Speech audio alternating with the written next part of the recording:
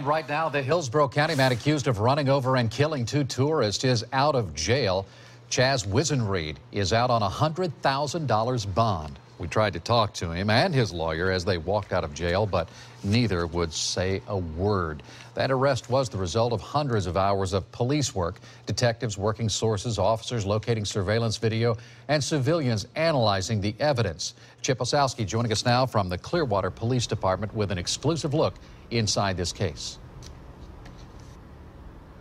Well, Keith, detectives and other members of the police department tell me a case like this one hits close to home. What if it was one of their family members or loved ones hit and left on the side of the road to die? That's why they make sure they dot their I's and cross their T's before making an arrest. Charles, are you answering any questions tonight? Nothing? Chaz Wisenreed didn't have to tell authorities it was his SUV that hit and killed Viola Flores and John Berg. They already knew. He didn't have to tell them he was driving. They already knew. Detectives at the scene gathered evidence, but an army of others behind the scenes were working this case tirelessly. I caught up with crime analyst Julie Villarreal at a class in St. Pete, focusing on her profession.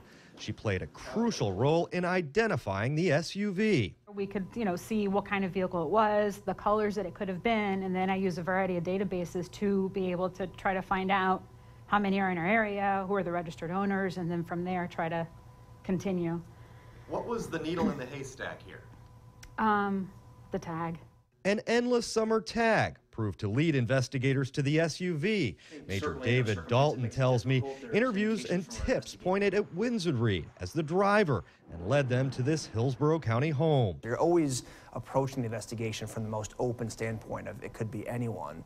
But obviously as you get through the investigation, the leads and the information, it starts to focus. Everything kind of starts to come to focus and ultimately led in this case to the individual that was arrested.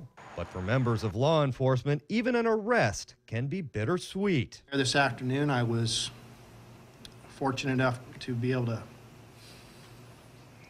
call the families and let them know. At the end of the day, 2 innocent victims are still dead following a senseless accident. And Wisenreed is facing a single charge of leaving the scene of an accident involving death. But Keith, detectives tell me this is still a very active investigation and additional charges are certainly possible. Chip Osowski reporting live in Clearwater tonight. Thank you, Chip.